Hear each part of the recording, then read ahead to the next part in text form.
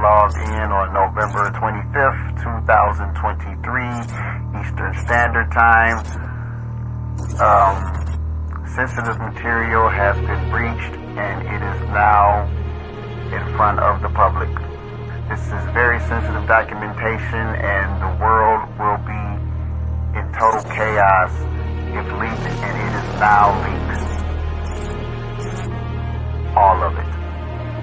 Not one document, all of it. Place of exploitation, forbidden knowledge television. This must be stopped.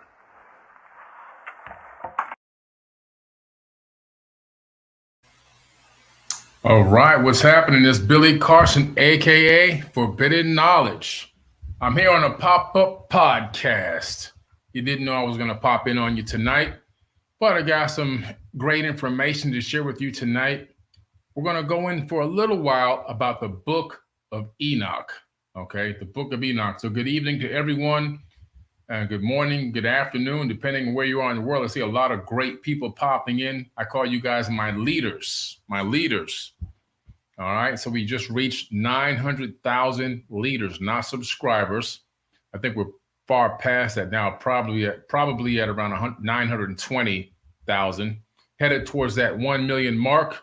And that's 1 million people vibrating on the same frequency. So shout out to y'all, because you guys are the real heroes out there. I mean, to be honest with you, I have the knowledge and I got to share it, but you guys take the energy and the effort to come on and hear what I have to say and then begin to do your own research. So that makes you a hero in my own eyes. All right. So now tonight I decided to pop in. We're going to talk a little bit about the Book of Enoch. Okay. I'm not going to keep you on here probably no more than 30 minutes since it is a pop-up. But I think there's some interesting things about the Book of Enoch that need to be talked about. And by the way, you see this incredible movie poster behind me for the brand new Anunnaki series, which is going to premiere at the Regal IMAX cinemas in, I believe, 8 or 9 states around the United States of America. Hopefully I see y'all at the first one, May 12th in LA at the LA Live Regal in downtown Los Angeles. It's going to be an amazing night to remember. You want to be there in the house. I think tickets to the cinema are only $44.44. $44.44. All right. So there's no reason why anybody, wouldn't be able to get there unless it's that you're just too far away. But if you can get down to Los Angeles on May 12th, there's going to be a meet and greet opportunity, red carpet photos, question and answers, all of that cool stuff. And as you can see behind me, we have, before I get into this book, Enoch, we have a blue man. We have a black man. All right. We have a white man. Why do I have these 3 people on the movie poster? Because based on actual descriptions and hieroglyphs left behind, we know for a fact that these are 3 different races of Anunnaki that were on this planet in the ancient past. And I'm going into this in depth in the Anunnaki Ancient Secrets Revealed TV series, which, like I said, each episode is going to premiere like a movie at the IMAX. You don't want to miss it. I am the first person to do this. I am literally the very first person to break it down the way that I'm breaking it down, to give you the real information as best as I possibly can based on the records and the information that was left behind. Okay. So it's been a long, arduous process. It took a lot of work, a lot of research, but I think you're going to be extremely satisfied with this new series. And once it airs at the IMAX, a few weeks later, maybe a month later, it will then air on Forbidden Knowledge TV exclusively. All right. So it'll be our anchor series. It's a docu-series, and it's going to be on the IMAX screen. So the quality is magnifique. Okay? The best quality you can get. So it's going to be amazing. It's going to be mind-blowing, and I'm going to be teaching in these shows. You're going to get some real knowledge. And what I love about it is done so incredibly professional that you can feel comfortable sending somebody, say, hey, you need to go watch this docuseries on the Anunnaki. It'll teach you everything from the very, very beginning, going back millions of years, and bring everything forward till our current day. And when they see the quality, the production, the amount of money invested into creating this type of a series, they're going to want to listen. It's not the same thing as passing around a YouTube video or some kind of audio podcast or some kind of TikTok reel. I mean, people will listen to those things, right? But at the end of the day, a lot of the time, they just take it with a grain of salt when you pass it around. But when you send somebody to watch a highly produced $500,000 docuseries, all of a sudden, they got to pay attention. Okay, they got to pay attention. So it's going to be incredible, and I'm looking forward to seeing as many of you there in the house as possible. If you have any of my books, bring them with you so I can sign them, by the way. All right, we'll take a lot of photos and everything. It's going to be great. Anunnaki Ancient Secrets Revealed. And there's even more colors than this. This is blue, black, and white, but we know we had green as well, and red. So those are two more people that aren't on this particular poster. Maybe there'll be an update to the poster later, but we know green, Osiris, for example, and we also know about red. So these are the colors of the people. And the Anunnaki were not just one race of people from one planet. They were people from multiple planets in different star systems.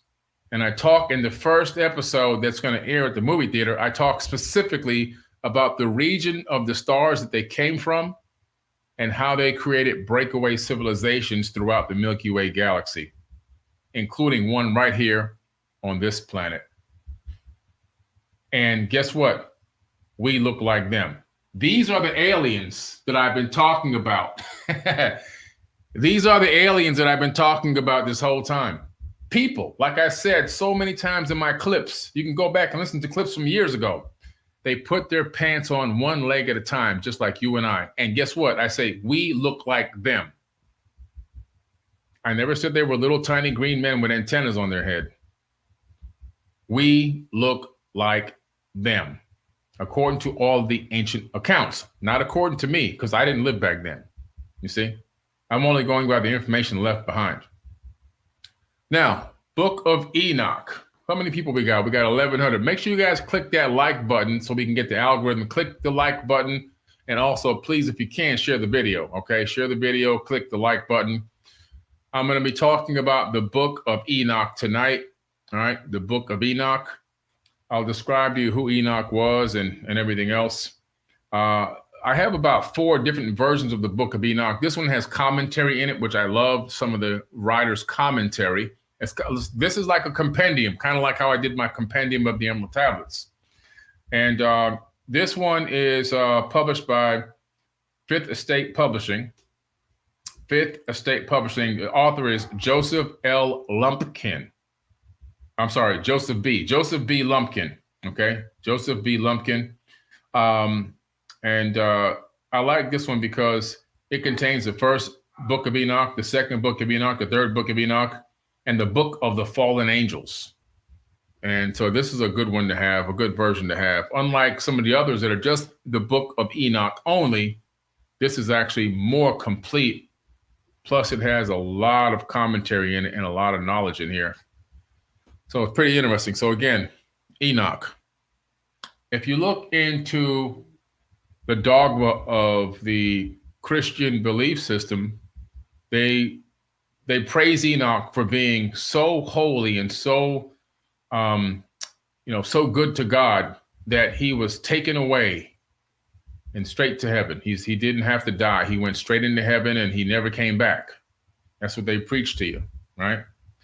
They tell you that this guy was just, a real good guy, and he did everything that God wanted, and he was without sin, and he was so incredible that, hey, just take him straight to heaven. Just bypass the whole death process. Just go ahead and take him to heaven.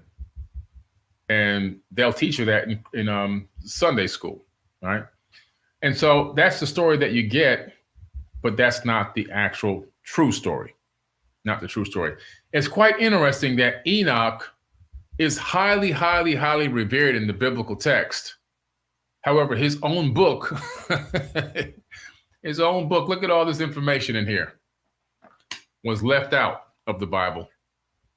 Now, why do you think that is? Why do you think Enoch's text was left out of the canonized Bible? Well, I'll tell you why. Because it's talking about these people behind me. That's why. So we'll get into it a little bit. All right, let's see what we got here. Let me go to my talking points. So the first thing we're gonna do, let me take a quick sip of this. You guys, make sure you click the like button and make sure that you please subscribe and also share this link, all right? Get as many people in here as we possibly can. Before I go into my footnotes here, let me just check the live chat one more time. How's my audio and video? Am I looking good here? Can you guys hear me clear? Is everything on time? Because I know we had some lagging problems in the past with a different camera that I had. Just let me know in the live chat if everything is in sync, all right? So I can know if I need to reset my cam or not. Okay, everybody says we're good to go. Perfect. All right, great. Thank you so much in the chat for giving me that information. I don't want to waste any energy because energy is valuable. The most expensive commodity in the universe is energy. So let's take a look here. So the Book of Enoch, it's an ancient Jewish religious text traditionally ascribed to Enoch, the great-grandfather of Noah. Now, who is Noah? We know now, because I've been reading the Epic of Gilgamesh, that Noah is actually Ziusudra, okay? That's his real name, Ziusudra, before it was converted to the name of Noah in more recent texts. His original name is Ziusudra, or even in some, depending on which version of the Epic of Gilgamesh, Akkadian or Babylonian, it could be Utnapishtim, okay? Ziusudra is the most commonly known name, but Enoch is the great-grandfather of the person that was actually given the instructions on how to build a ship to be saved from the flood. Now, this ship that he actually built, we discover in the Sumerian tablets, is not a gigantic boat like what they have been preaching to you in Sunday school. He was given the instructions, and how do I know this? Well, the tablet is actually in the British Museum. He was given the instructions on how to build a gigantic round disc submersible, or maybe it flew. I don't know. We don't, nobody knows. And it was cut up into sections like a pie on the inside. And he was told to put his local flora and fauna and his local livestock in that disc. Okay? He never built a gigantic ship. Not once did he build a ship. That is false information.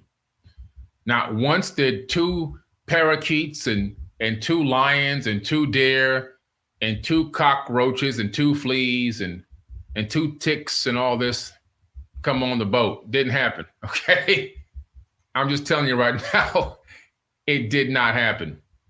He was literally told to get his local flora and fauna and his local livestock and take on this disc that was cut up into sections like a pie on the inside, but it was a sealed disc, like a saucer, okay? That's what he was in. And we know this for an absolute fact now. There's no way to get around it. There's absolutely no way to get around it. And, you know, they show in the movies, they got, you know, that one movie, that Noah movie, they got, you know, every kind of animal and you got 2 flies and, you know, I mean, come on, guys. 2 piranha. I mean, get out of here. It didn't happen, okay? It just didn't happen. Let's get into the real knowledge, all right? Let's just drop the fairy tales and get to the real knowledge. So Enoch is the great-grandfather. Now, what's important here is we're aligning a man who has directly interacted with these advanced beings. Now we know his own descendant also interacted with these advanced beings, as he was given the actual instructions on how to build this from Enki, one of these Anunnaki people. Enki saved him and his family's life by teaching him how to build this particular disc-shaped floating device, if whatever you want to call it, right? This DNA bank, if maybe it was that. But we see a direct connection between Enoch and Zeezidra, who's actually now called Noah in more modern texts, because the Bible is New Age information, not Old Age, it's New Age. So it's interesting that that connection, that lineage is there. Two people, same bloodline, both being directly engaged by these beings. Okay. So now you look at the descendant, I'm sorry, not the descendant, but the descent of the Watchers. They descended from the sky. Now, when we hear this in the biblical text or the Enoch text, what are we being told here?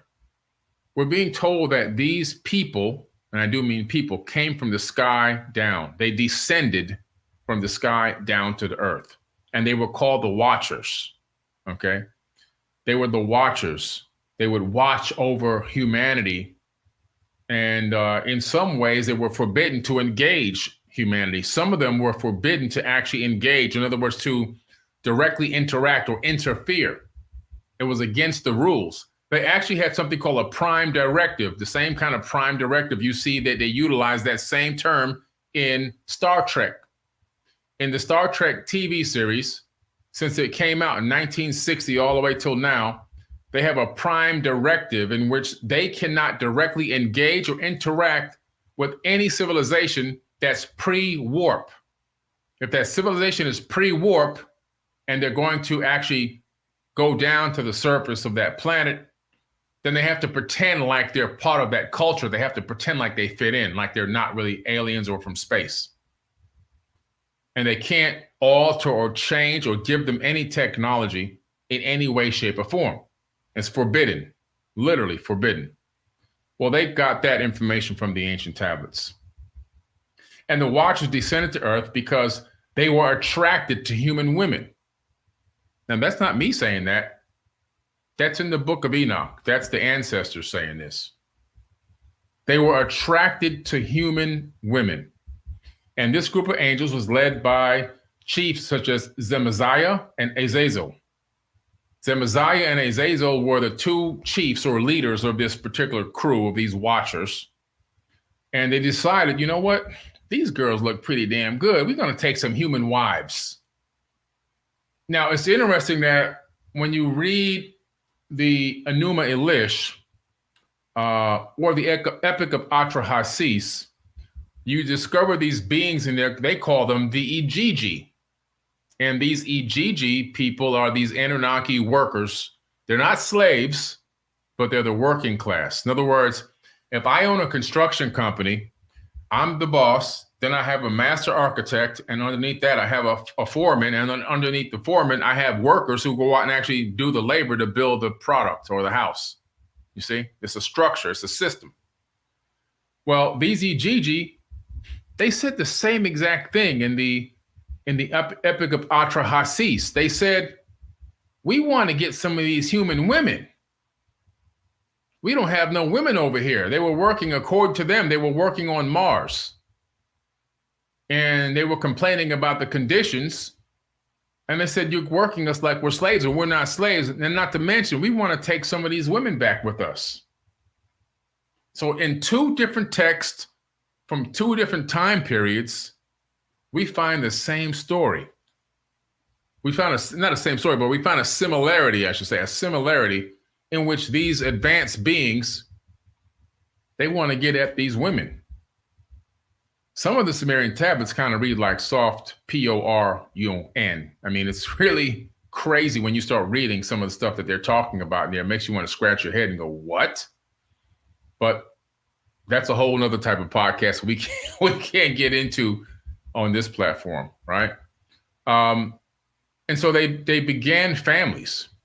So they basically breached heavenly boundaries and all the rules that were set before them to not interact, not engage, and definitely not have sex with human beings. Not that they only have sex, but they said, you know what, we're going to keep these. We're going to make them our wives. And so then they started doing something again that was against the prime directive. They started teaching forbidden knowledge. I didn't say that. The Book of Enoch says that. They started teaching them forbidden knowledge. And the fallen angels impart various types of knowledge and skills that were previously unknown to mankind, which had a profound and often detrimental impact on human societies. So what are we talking about? We're talking about the fact that these beings, not only did they come down for the good loving of the woman, the human woman, but they also then violated another law and began to engage mankind and give us the forbidden knowledge. And why was it forbidden? It was forbidden because why? It was forbidden because this information that they were giving to humans was going to expedite our advancement technologically. And when you advance your technological prowess, all of a sudden, there's room for extreme detriment to that civilization. Why?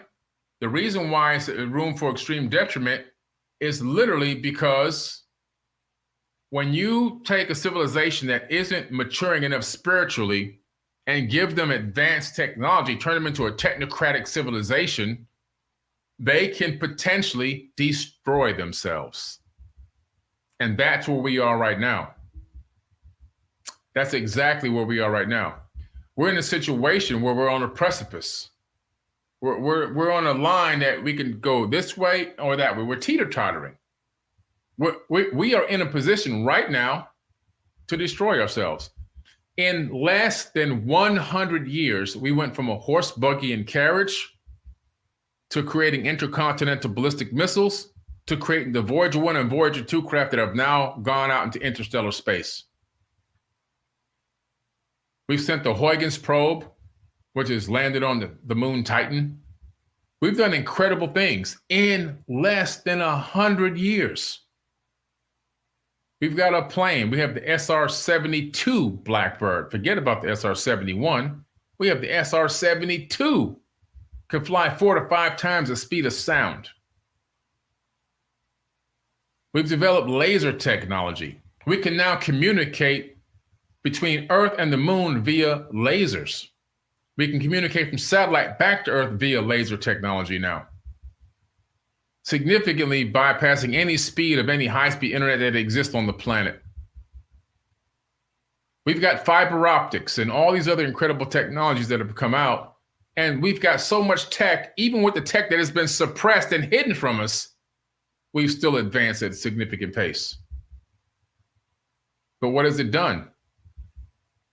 I can remember being a kid in elementary school, having to hide underneath my work desk. They would make us go underneath the work desk to do practice for if a nuclear bomb went off, as if my work desk was going to protect me from a nuclear blast. It was the most ridiculous thing I ever heard of. I actually laughed when the teacher told us what we were doing. I laughed at her because it was ridiculous. I mean, good, great. Even I knew that a nuclear blast was going to obliterate everything. The work desk wasn't going to do anything for me. But you had to do it or you get in trouble.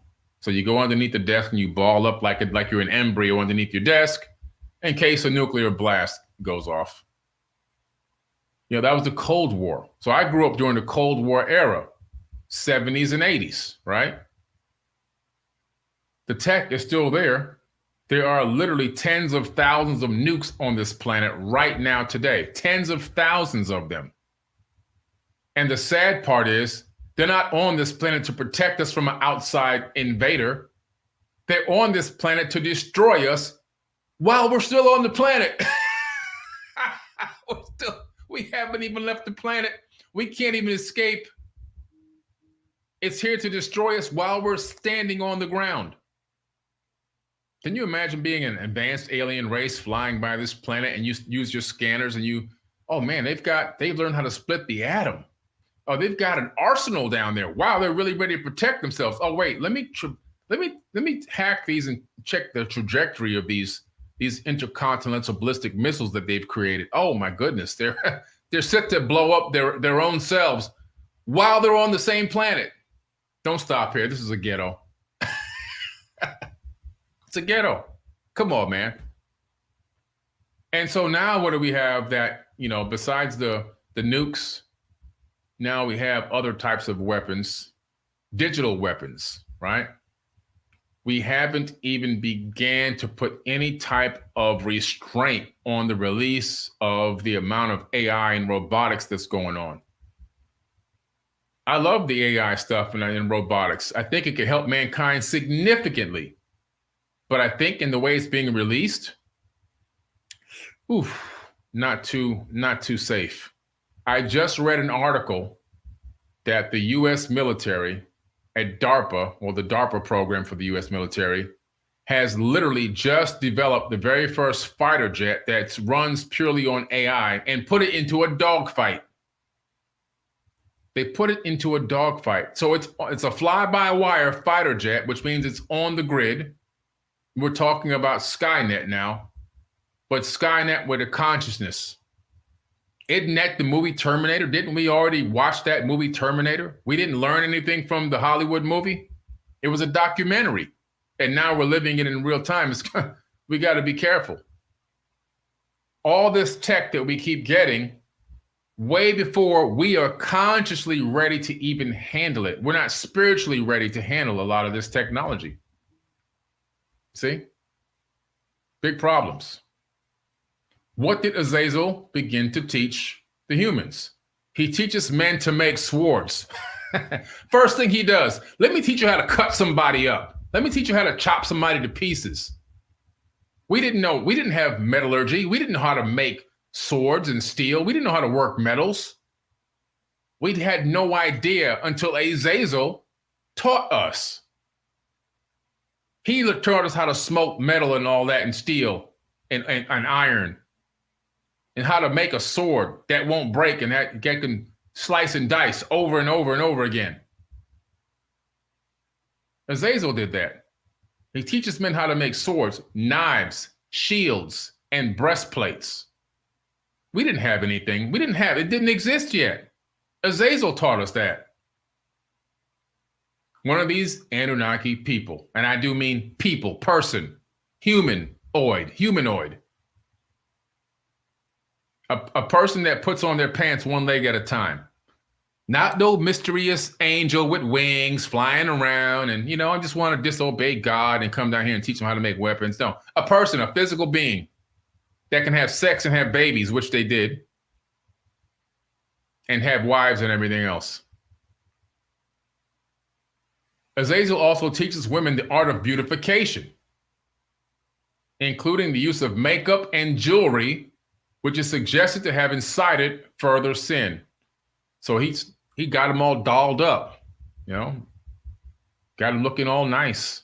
Let me take your beauty to another level with these powders and with these scents and with these colors. Put it on your face and your lips and everything. Make your lips look even more juicy. Make you more desirable. Azazel did that. So he hyped up our sex drive, and he also taught us how to kill each other. All right? Crazy, huh? How come they didn't teach you that in Bible study yet? I'm just asking for a friend. How come they didn't teach you this information? Azazel. That's how we learn how to make weapons. It didn't come from the Japanese and the Chinese, and no, it all came from one source. Azazel is the first person to teach us how to work metals and make swords and knives. First person, and breastplates and shields. First person. Then what happened? Semjaza, he instructs on the enchantments of root cuttings, essentially teaching sorcery and herbalism.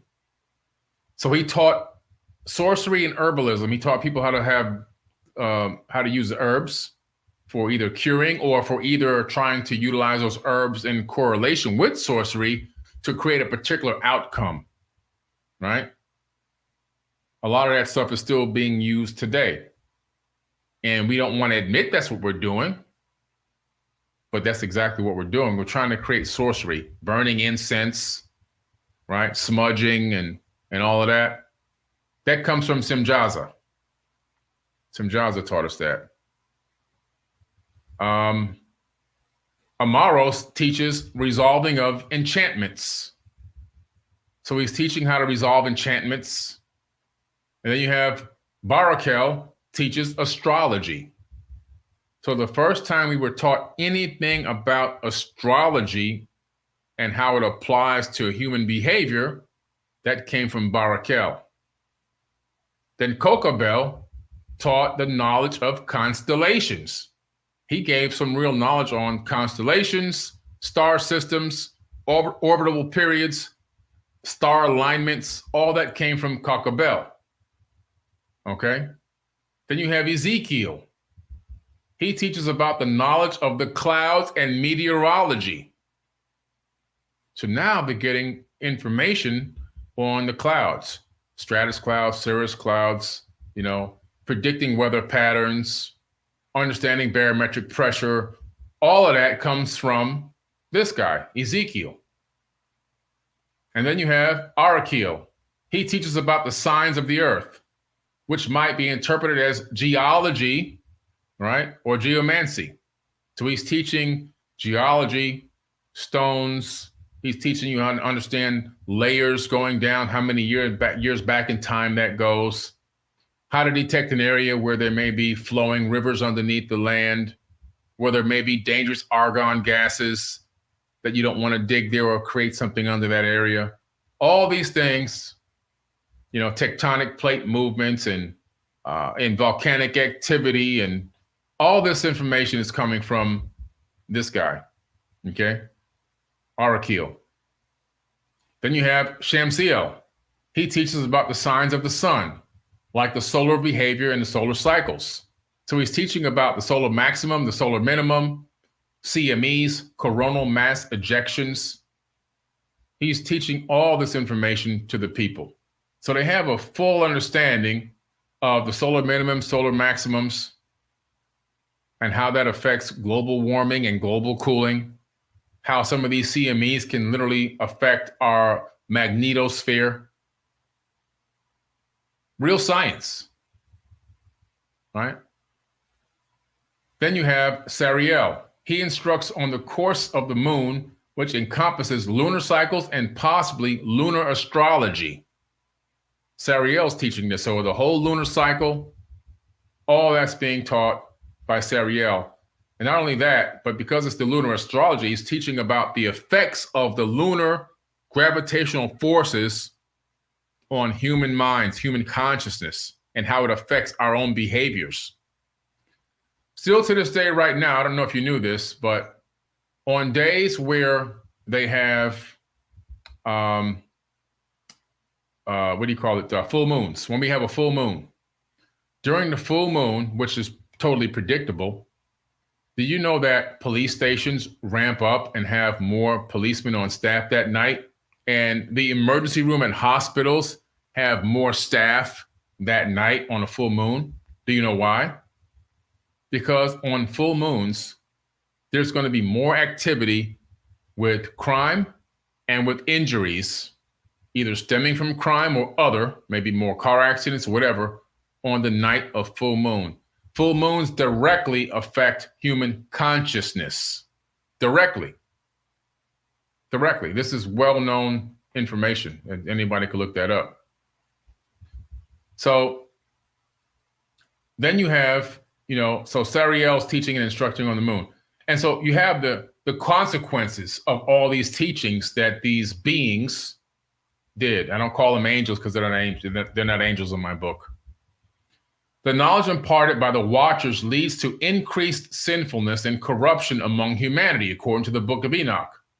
The text portrays this dissemination of forbidden knowledge as one of the key factors leading to the moral decay and the eventual decision of God to bring about the great flood in the form of a divine retribution. Now think about this for a minute. Let's go. We got to have a conversation. So I'm almighty. I'm all knowledgeable. I'm all knowing. I'm Alpha and Omega. I'm the beginning and the end. I think and things come into existence. I breathe and wind blows and I snap my fingers and I create multiverses and all this good stuff. And I got a couple of bad apples that just don't want to listen to what I have to say. So they break my rules and they go to this planet Earth and they start teaching people how to, do things, and gave them a little bit too much knowledge. And because of this knowledge, they start acting up too. You know what? Instead of me going down there and setting everything straight and doing some real teachings, doing some workshops, I think I just, go ahead and wash the whole planet away. Just flood it. Just kill everybody. Just kill as many people as I possibly can and see if I can start over like a fresh slate, because I'm God, and it would be just too easy for me to snap my fingers or go down there and teach. So I think what I will do is I'll just destroy and kill everybody. Women, children, everybody. Just kill them all.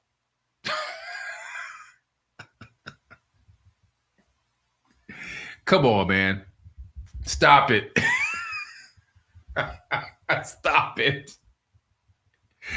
Come on. It's ridiculous. That's why I'm laughing. And it's ridiculous. So do all the pastors listening to me right now. It's an absolute farce.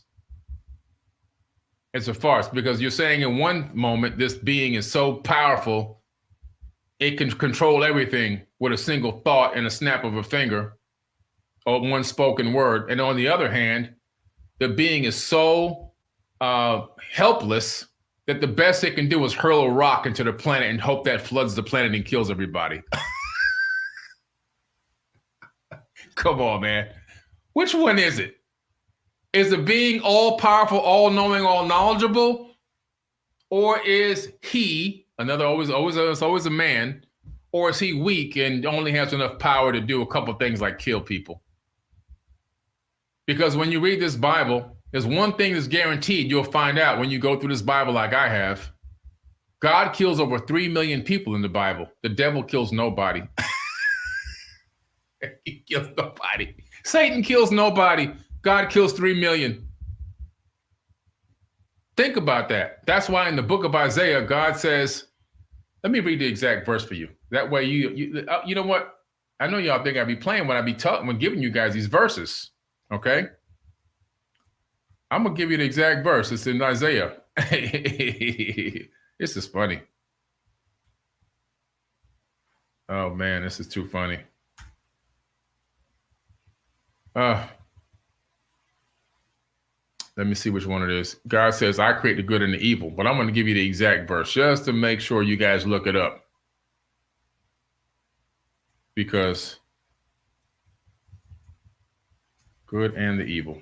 I'm just typing this in on my browser. Book of Isaiah.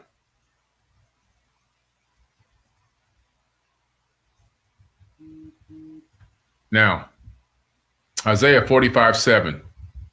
That's where you're going. God says, I create the good and I create the evil. Do what I saith the Lord. He didn't say Satan made the evil.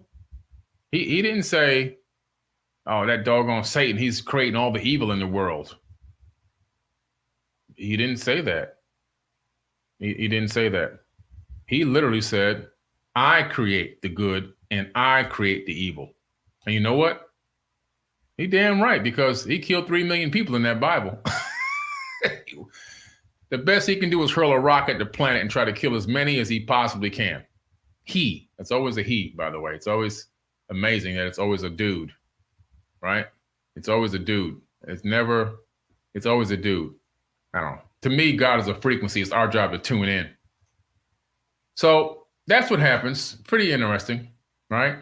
The punishment to the watchers is, as the result of their actions, the watchers are judged by the archangels and are subjected to severe punishments.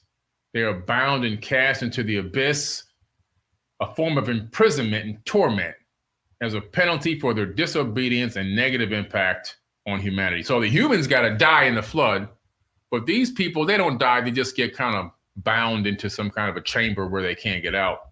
And they're not killed. They're put into some kind of prison. But the people, they got to suffer and drown to death, babies and all. Right? This is what they're telling you. And like I said, if you really go into the text, you discover something very interesting, that Enoch wasn't taken by God.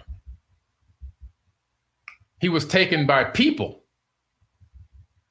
And he wasn't just taken once, he was taken more than once. You're taught in Bible study that he was taken to heaven on a chariot, never to return again. He was taken straight to heaven. He bypassed death.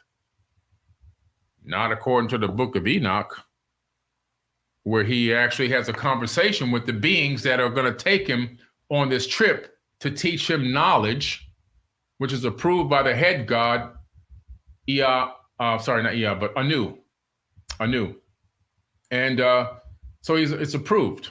This teaching is approved, and this trip is actually approved. And it's given a set day that they're going to leave on this trip. He even gets his affairs in order and has his sons prepared for the day that he's going to leave. Okay, he's prepared.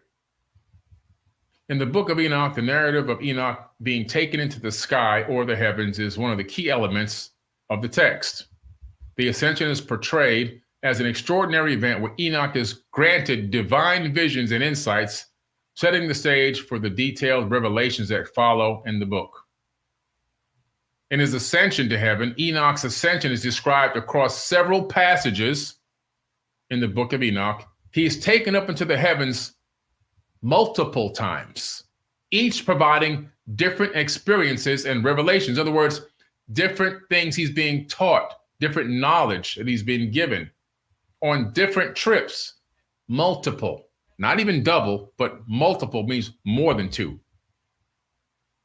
In his initial ascension, Enoch describes how he was taken up into the heavens on the clouds, and the wind in the sky bore him aloft. Well, that sounds quite a bit like flying in some type of a vessel.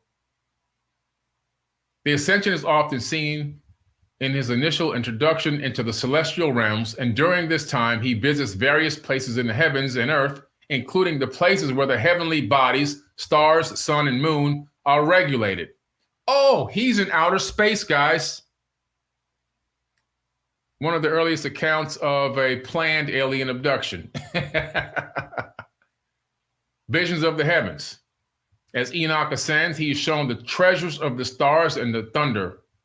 Among other secretive and sacred places of the heavens, he witnessed the workings of the natural world from a divine perspective. So he's looking at the earth from atop, and he describes it as a giant ball.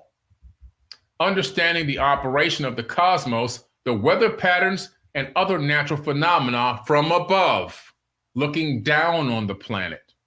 He's seeing the clouds from the other side. See, this isn't a story about some heavenly father, a sky daddy with a magic wand, whisking away a good human into heaven. It's a story of advanced beings with advanced technology that's capable of space travel, taking a man from the earth into space and teaching him things. This is why the Book of Enoch is not in the Bible. Then you have the revelation of secrets. Throughout his heavenly journey, Enoch is also shown secrets that are not known to other humans. He's given forbidden knowledge. These include ultimate judgments of the angels and humans, hidden paths of the stars. He's given star maps and the storehouses of life and rain, which are meant to explain both cosmic and earthly operations from a divine standpoint. He's given the information and knowledge how to predict weather patterns on earth. That is what the Book of Enoch is all about. That's what the Book of Enoch is all about. These are the facts. Why am I doing this? Because I know most people will never get a chance to go through this. But if you do, you'll find everything I'm talking about is right in this book, the Book of Enoch. One of the most revered people in the biblical text, whose book was omitted by the Council of Nicaea. Why? We don't want to tell them about these aliens taking people into space and teaching them how to kill each other, make weapons and all of this, and how they lusted after our women. No. Let's keep that on the outside. Just keep it on the outside. That's why. That's exactly why. You see? So, guys, you got to come to this. You have to come to my premieres. My premieres are basically all around the U.S. Let me call out some of the states that we'll be in. I'm looking it up right here. May 12th, Regal LA Live Cinema in Los Angeles, IMAX. May 18th, Atlanta. I'll be at the Atlantic Station Stadium 18 IMAX. May 18th in Atlanta. Then we have June 16th. June 16th, wow, Tupac's birthday. Unlocking the Anunnaki Enigma, Ancient Civilizations and the Transformation of Religious Belief. That's going to be a workshop that I'm doing with Paul Wallace. I'll drop the link in the chat shortly. It's an exclusive life-changing workshop by master teachers Billy Carson and Paul Wallace. And we're going to be teaching you the transformation of religious belief, but not in just talking on a YouTube video. It's an actual class. And at the end of that class, you're going to get an actual certificate. We have certificate software that will give you a certificate. So I'll drop the link to all of this. Then we have June 29th, Detroit, the Imagine IMAX Theater in Detroit. And we're going to do a live podcast out there as well. So I'm sorry, June 29th is a live podcast in Detroit. June 30th is the Imagine Theaters IMAX. And then we have Sunday, July 14th, Houston Marquee Stadium 23 IMAX in Houston, Texas. That's going to be a premiere. Saturday, August 10th, Union Square Stadium. That's going to be in New York. August the 10th, I'll be in New York. Live premiere. Another live premiere in Fort Lauderdale, Florida at Dania Point 4DX IMAX. And then we wrap it up in good old Miami. Bienvenido a Miami. South Beach Stadium 18 IMAX for the live premiere of the Anunnaki series. I'm going to drop the links to all of this right now. It's one link to take you to all the locations in one link. And I will drop that in the live chat right now so that you guys can and gals can check it out and come see this live. Now, what's different about this is I will be, oh, I just messed up that link. Let me do it again. Hold on a second. It's too connected. Let me make a space in between the link and the information. I'll be speaking at each location for 1 hour before the premiere, okay? Before the premiere comes on, I will be speaking at every venue, at every movie theater for 1 hour. There's also a red carpet section for photos, book signings, and meet and greet, and the VIPs. And of course, the stadium itself. So each theater holds, I don't know, 200-300 people. The tickets are only $44.44. All right, something you don't want to miss. You're going to get real knowledge on the big screen, done in a real high-level docuseries style, not a YouTube freelance, but really, really high-quality professional teaching at the highest level. All right. So those are the locations. I'll drop the link one more time in the live chat. It also includes the workshop that I'm doing. The class that I'm teaching with Paul Wallace is also on that same link. And while I have you guys here, guys and gals here, I want you to take a look at the quick trailer. It's only less than 1 minute. Check this out. In an era shrouded in the midst of time, within the vast expanse of an uncharted cosmos, emerged the genesis of humankind. How did the odyssey of humanity begin? What secrets lie within our primordial roots?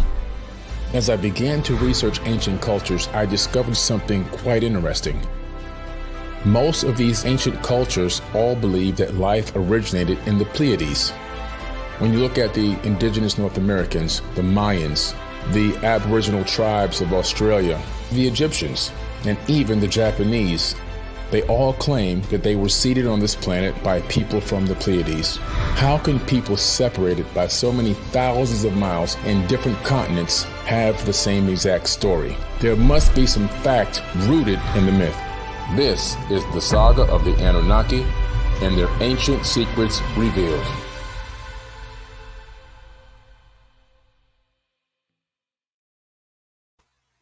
All right. Hopefully I'll see everyone there. It's going to be an amazing, amazing series. It's going to be the Anchor series. for the cornerstone for Forbidden Knowledge TV. So it will air at those cinemas. I'd love to get a chance to meet as many of you as possible live and in living color. And for those of you who can't make it out, maybe a month or two later, you'll be able to watch on Forbidden Knowledge TV exclusively. All right. So it's not going to be anywhere else. Forbidden Knowledge TV and the Regal IMAX cinemas. That's it. All right. So it's going to be incredible. And don't forget, we have the Forbidden Conscious Awards, the second annual Forbidden Conscious Awards coming up in Miami.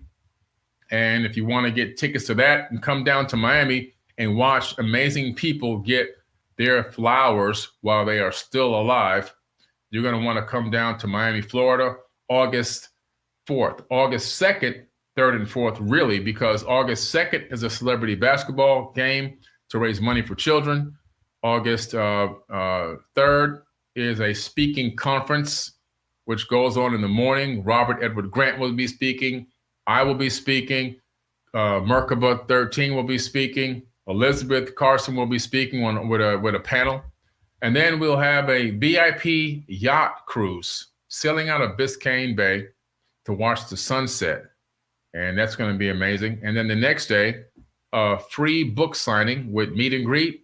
We'll also have the red carpet photos at 3 o'clock in the afternoon. And then Sunday evening is the actual award ceremony. It's going to be mind-blowing. Incredible event. Big names there from the conscious community. And what I love is I'm bringing everyone together. Black, white, red, green. I don't care what color you are. If you've been helping people, if you've been working out here trying to raise consciousness on this planet, then you deserve to get your flowers now before you die. Okay? And so that's what it's all about. People are calling it the Conscious Grammys after last year's event. It was so incredible. They call it the Conscious Grammys. It was a real high-level event. It really, I mean, the way the venue itself is mind-blowing. The venue is just a real incredible venue. I want to see if I can find you guys a clip from the Podcast of the Year award. Let me see if I can find you guys a clip from the person who got Podcast of the Year. Let me see here. We got some video clip. I think we have it up here.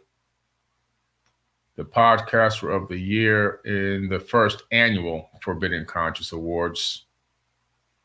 Let's see if we got it in here. Maybe we don't have it up here. We used to have it up here, but maybe we don't have it up here because it only gives you a limited space on how many videos you can store in this system. But I'll give you a picture of how high level it was. Okay, here's a photo here. This is the red carpet. There goes Gaben Sarial there. A lot of his team from the Ark were there. They actually were one of the sponsors of the award show. It's a black tie affair.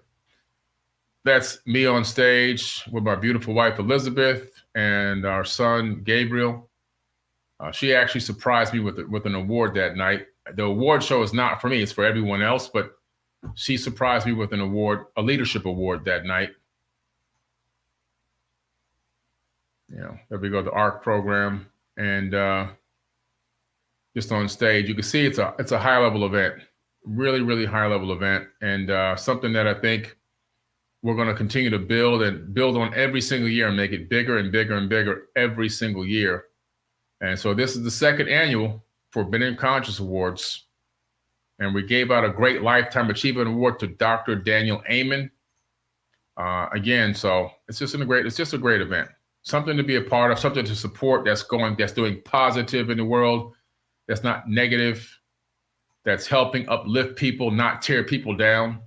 Like what's going on with all these rappers and all these celebrities right now with all of this this civil war going on, all these comedians going in on each other, and all these rappers are attacking each other and trying to tear each other down. It's a civil war going on, an absolute civil war. It's embarrassing. It's not just embarrassing for the black race, it's embarrassing for humanity, period. It's an absolute embarrassment. It's a travesty. It's an embarrassment. It's ridiculous. All this stuff, all the capabilities that we have as people on this planet, and we spend 90% of our time attacking each other and trying to tear each other down. It's a joke, man. It's a freaking joke. anytime I can be a part of something positive, I get involved with it right away.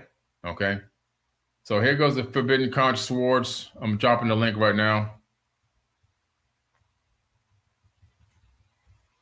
And people have so much power. I'm dropping a link. They have so much power with their voice and their platforms that they're on, and they take all of that power that they have and they spin it and use it for darkness. And then they blame the record label. Oh, the record label, they made me rap this, and they made me say this, and they made me do this, and they made me have sex with this guy. And get out of here, man. It ain't the record label, it's you. It's always you. It's always us. We're the ones that do everything to ourselves. Look in the mirror. That's the person that's guilty. Period. It's always the person. It's never the other. It's never the outside source.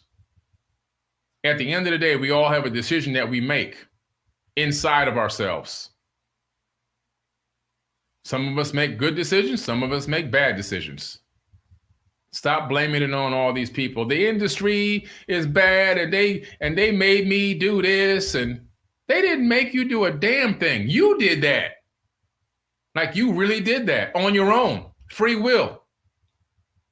Nobody put a gun to your head and made you do anything. You decided to do that. And then you want to file all these lawsuits and this and that and everything else and blame this one and blame that one. No, you did it. Just own up to it. Say, man, I screwed up. I got involved in some crazy stuff and I screwed up. I mean, it's what it is.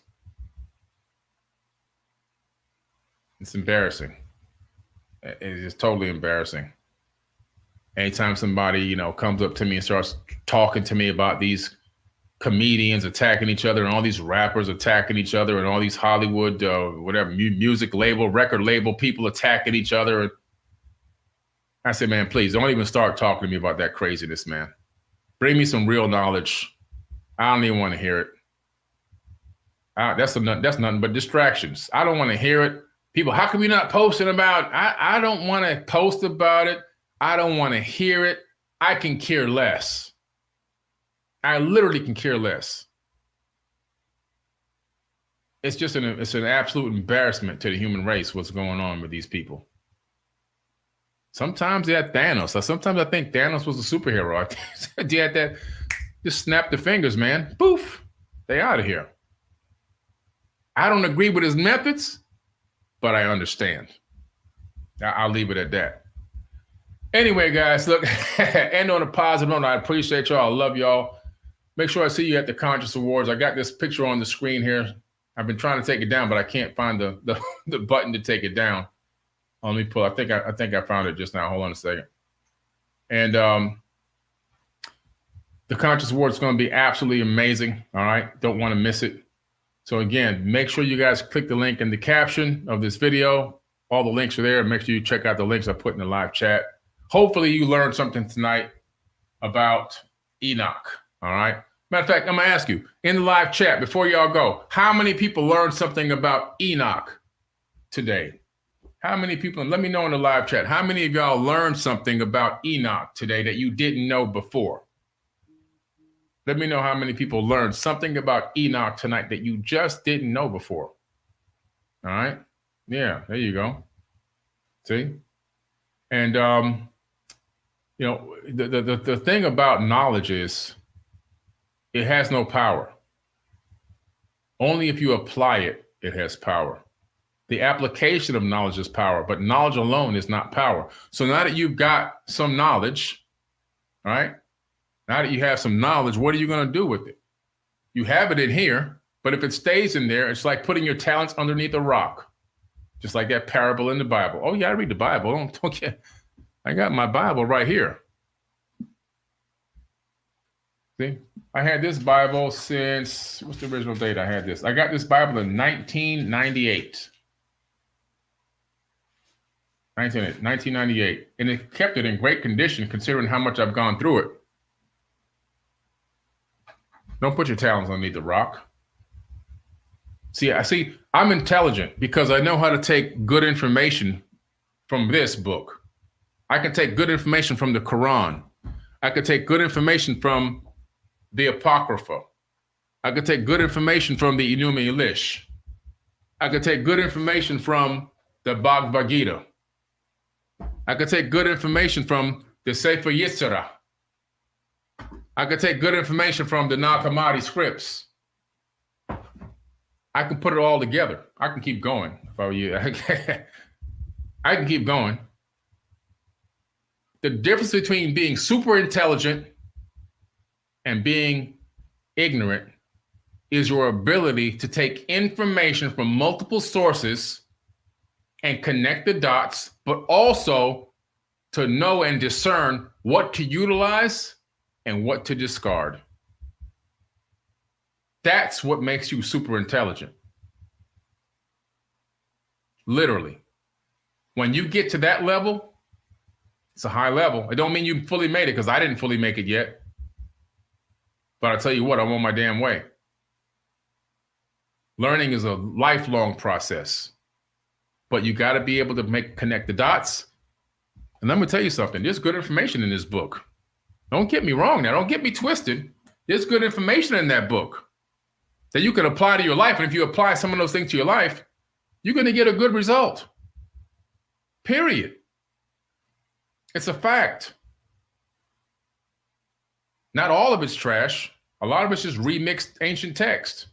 But there's good information that you can actually utilize and apply in your life in that Bible. Quran as well. Nag Hammadi scriptures as well. I mean, I can keep going on and on and on. I have over 1,500 books in this house alone. And I know what's in every single book. You got to take time and energy to put into the things that are important. Everyone does that for whatever's important to them. For me, the knowledge is what's important to me. That's what's important to me, the knowledge. And understanding how I can apply it and how I can actually use it. That's what's important to me.